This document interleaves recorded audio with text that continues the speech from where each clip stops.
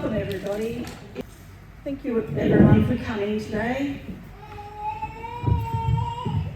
I'll read the eulogy. Mavis Payne, nee Lackerstein. On the 22nd of July 1942, while World War II raged in Europe and Darwin was bombed by Japanese forces, Mavis Jean Lackerstein was born in West Wyalong. Her proud parents were Ernest and Jean Lackerstein nee Henley. She was the eldest of two children. Her brother Malcolm Lackerstein, now Bridger, was born on the 20th of September 1947. Mavis wasn't fond of school. She was taught with a whip to the hand by the teacher to write right-handed, not with her left hand, as was natural to her. One of her lifelong friends was Joan Kershaw, now Payne. They went to school together, and when they were kids, Joan recalled saying to Mavis, "When we grow up, we should marry brothers." And indeed they did. When Uncle Malcolm was still in a pram, a farm bull hooked one of its horns through the pram handle and swung him around. Fortunately, he was rescued by his nearby parents. Having a little brother meant walking together to school. The walk was a long one, a few miles. Like most families during the 1940s, hard work was key to their survival. Living on a dairy farm, Mum was as young as 5 when she took to the task of milking a cow and caring for her baby brother while their parents were on the dairy at 4 a.m. Her mother Jean taught her how to churn butter, and as a side hustle, her family raised and sold chickens. Jean taught Mum how to slaughter chickens and pluck them. Family holidays included camping trips with church folk. They would pack food and blankets and set off to Lake Cowell in the back of an open truck. Her parents would set up a canvas tent by the lake while the kids slept on blankets on the ground. Sometimes her mum took Mavis to Sydney to meet up with church friends and family. Mavis loved to ice skate with the other kids on these trips. At times, our young Mavis would gravitate to excitement and danger.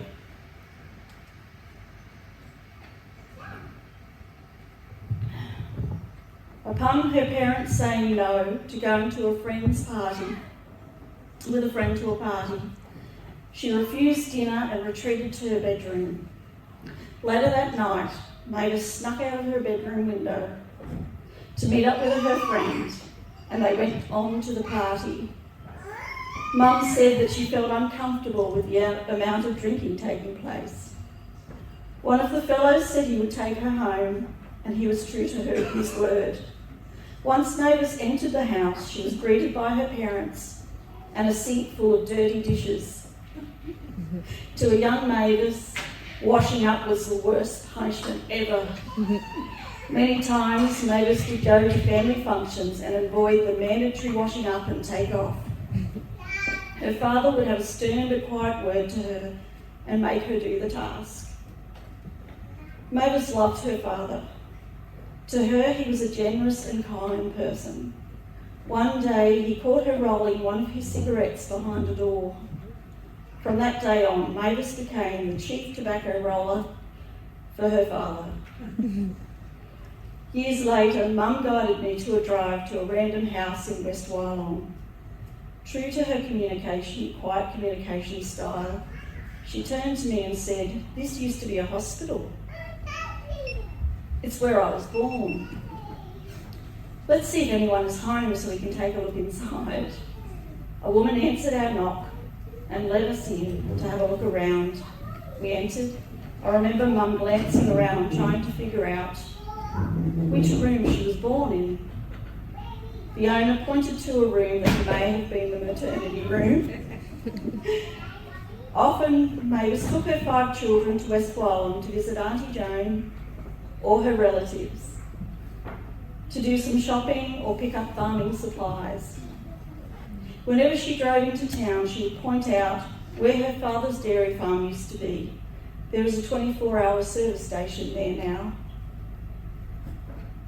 Often Mum would give me a history lesson on who lived where and how her mother Jean would work from 4 a.m. until morning tea time. Sometimes Mavis would stop on her way to visit her great-uncle Perce Henley. To help support the family, Mavis left school at the age of 15 in 1957 and went to work as a housekeeper for Mrs. Nicholson in Temora.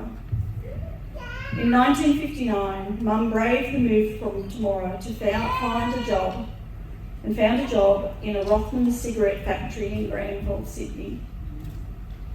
Maybe her cigarette rolling skills were on her resume. While staying with her Auntie Ivy Lackerstein, she worked at the factory and made a lifelong friend. Us kids know her as Dot, and of course Bruce. Tragedy struck Mum's family in 1960. Her loving father died at the age of 56. Her 13-year-old brother Malcolm had been very ill and was staying in a Sydney hospital for many months. During this time, her parents were going through financial hardship and a court case over the dairy with a business partner. This came as an enormous blow to them all, but Mum remained in Sydney until 1962. In 1962, Mavis moved to Orange to work at Bloomfield Psychiatric Hospital. Mavis lived on the grounds in an all-female nursing quarters. Her duties included opening patients' mail before giving it to the head nurse, walking around and knocking on the nursing quarters every morning to wake them up for their shifts, amongst other tasks. Mum was full of stories about the antics of her fellow nurses and what they got up to, such as sneaking out at night to go to the local establishment. One morning after a night shift, a male nurse knocked on their door and asked Mum to come outside to meet one of his friends.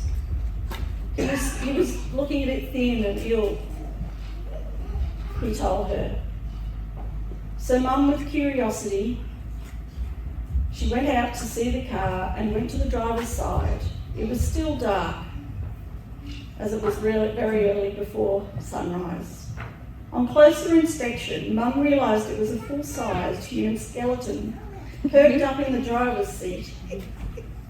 Mum, being Mum, looked at her prankster with those "you are so silly" eyes, laughed and shook her head and returned to her dorm.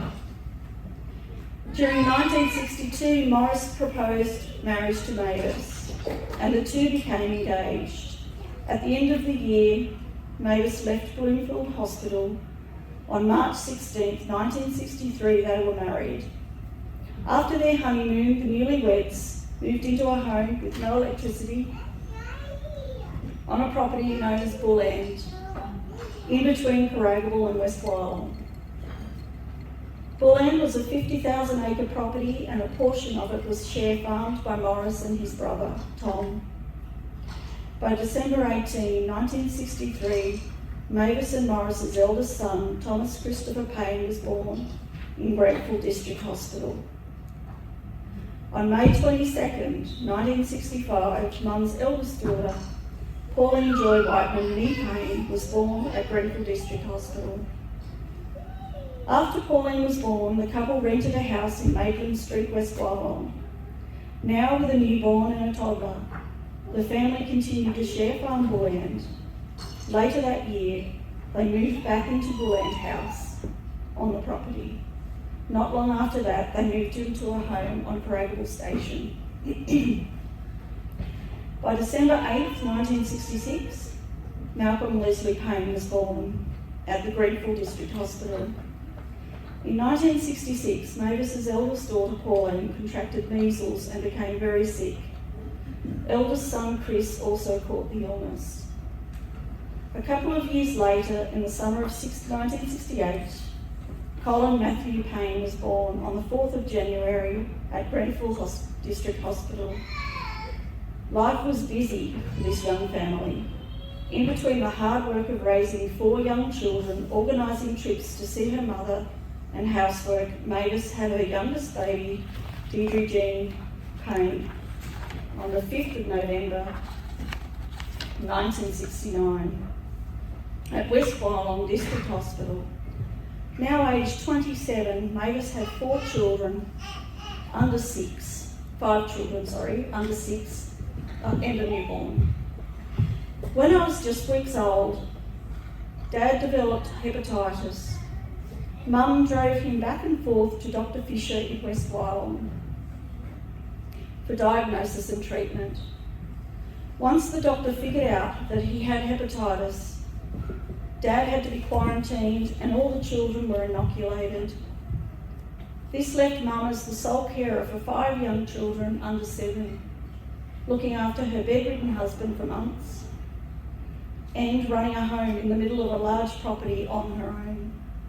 When I was old enough to walk, she took a well-earned break and stayed with Auntie Clarice in Sale, Victoria. While caring for 5 children, Mavis was also working as a cleaner for the Malloy family in Carragable. She cleaned areas of the local Carragable Hotel and acted as a fill-in at the local school for her sister-in-law Joyce Aylan near Paynes.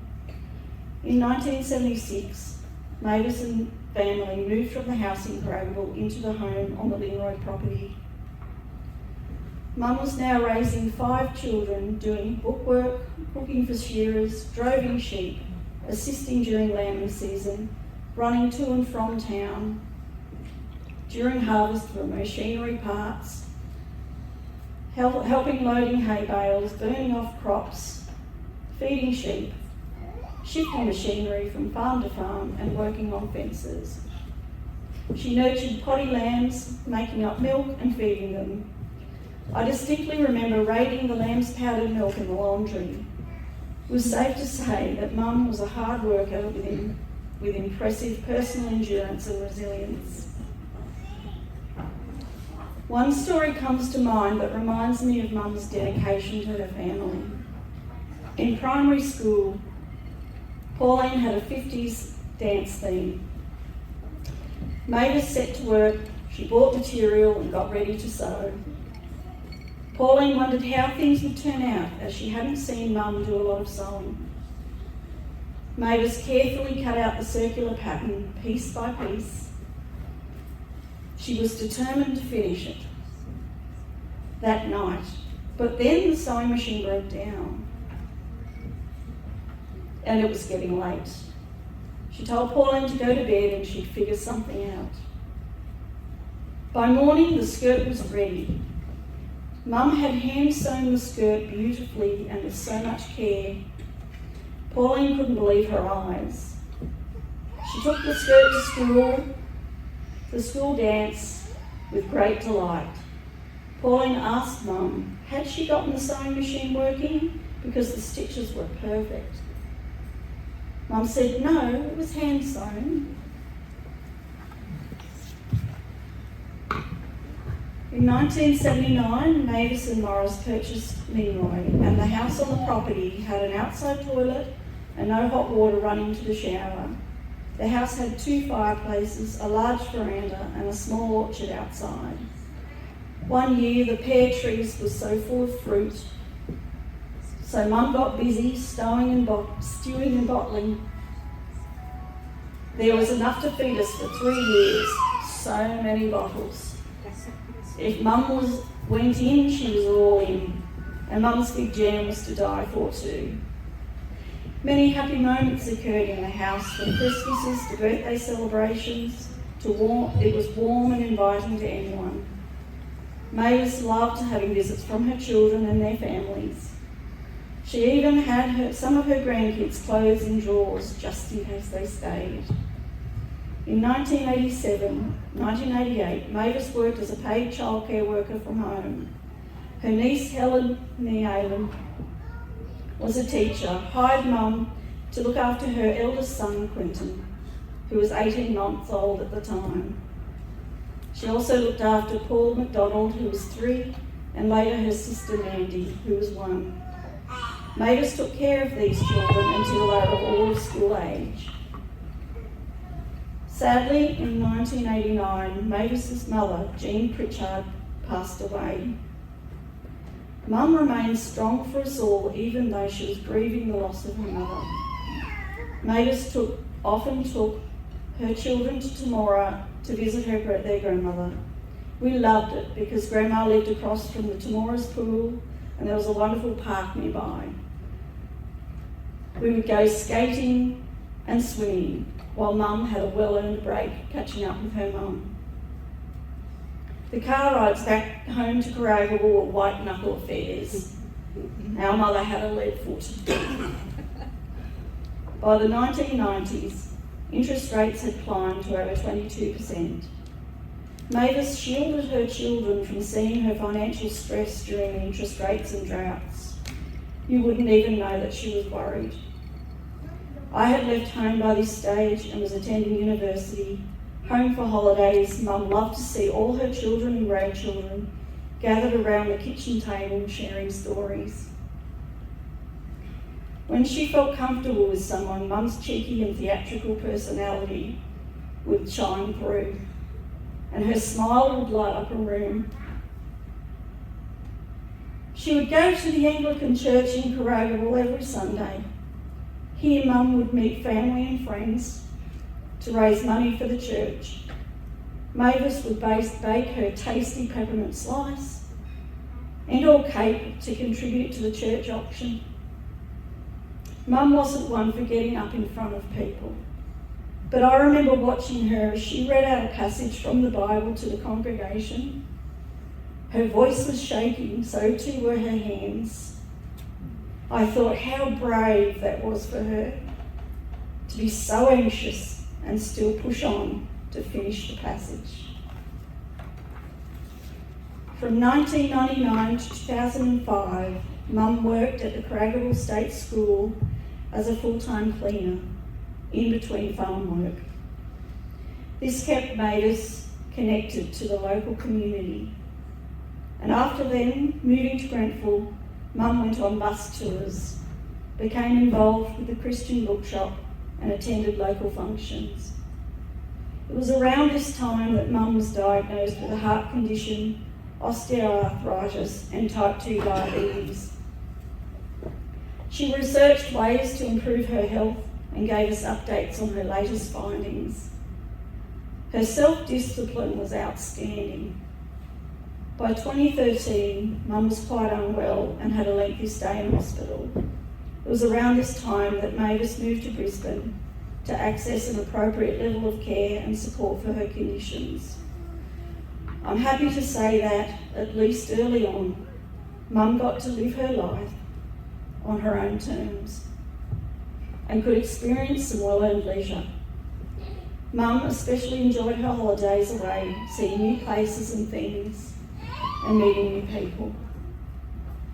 Mavis moved into Pauline and David's home in Brisbane, who arranged for a unit to be built downstairs in their home. Now fully retired, Mavis made friends at social groups, enjoyed trips away, meeting up with family, enjoying researching family history and sightseeing. Unfortunately, not long after moving to Brisbane, Mum was diagnosed with vascular dementia. Pauline and her family cared for Mum for the next 10 years, organising medical and personal care and surrounding her with support and love. Mum's advanced vascular dementia and degenerative conditions ultimately claimed her life on the 31st of May this year at the age 81. Family was at the heart of everything for Mum, and Mum was the heart of her family. Her fortitude and inner strength were remarkable and have left an indelible mark on us all. Thank you, Mum, for all you gave us, your sacrifices, your time, but most of all, your love. Thank you. I'm going to read to you a poem and a Bible verse from Revelations 21:4. Verse 4. He will wipe every tear from their eyes. There will be no more death or mourning or crying or pain, for the old order has passed away. I remember having such a good time when we would have family gatherings and she would stare up my path sometimes and it always made me laugh. So I will have many stories to tell my children about her. She will forever be in our hearts. I'm going to tell you a poem called On Angel's Wings. On angel's wings you were taken away, but in our hearts you will always stay. We hear your whisper in the tallest trees, feel your love in the gentle breeze. And when we miss you the most in our heart, in our beautiful memories, we will hold you close. You are an angel watching over us. With the comfort and blessings you bring, you embrace our hearts and hold it close forever on angel's wings. Forever in our hearts. God bless you. Hello, I have a poem that I want to say on behalf of my sister, Olivia. You all know her as, or Chisholm. Dear Nana, I only knew you when you were older. People talk about your quiet strength. The way you would roll your eyes, but never voice a negative word. And then you would smile, soft and comforting. Dear Nana, I saw the loyalty in your eyes, like a lioness who would do anything to protect her cubs. Sometimes I wonder what you were like when you were younger. You showed me photos of your life, ladies dressed in their Sunday best, children held in your arms, your smile soft and comforting. Dear Nana, I remember your laugh, how it made me smile. You never lost your wit. With humor you lived, lively and curious. You would listen to me ramble, your smile soft and comforting. Dear Nana, I felt the love you shared, the way you accepted people for their character, not all the shiny knickknacks. You showed me how, with a smile soft and comforting.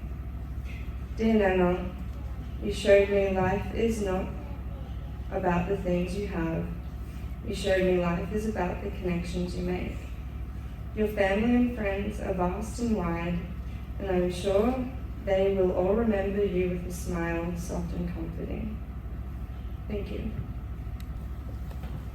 Hi, I'm Helen, Joyce's daughter, and I'm the mother of Quinton, who Annie Mavis looked after. She let go. I've been asked to read a poem by Sapphire Rose. She let go, it's called. It's quite long, so. She let go. She let go without a thought or a word. She let go.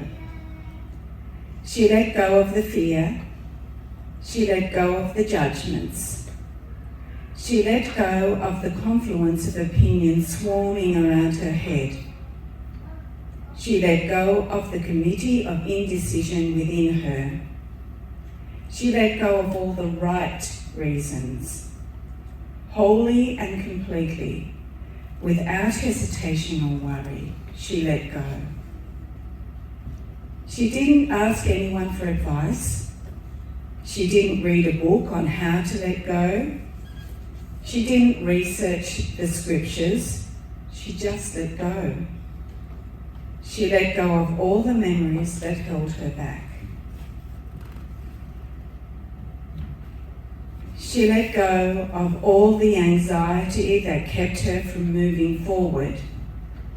She let go of the planning and all of the calculations about how to do it just right. She didn't promise to let go. She didn't journal about it. She didn't write the projected date in her day timer. She made no public announcement and put no ad in the paper. She didn't check the weather report or read her daily horoscope.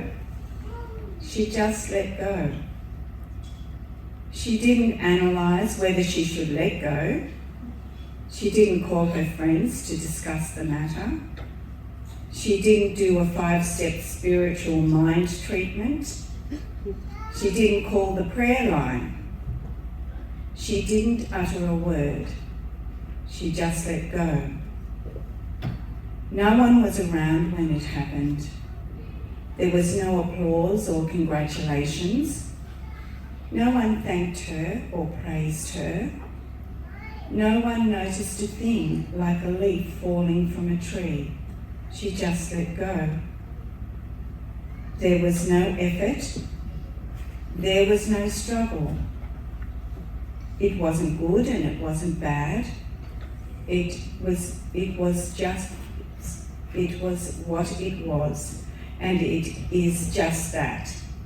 In the space of letting go, she let it all be.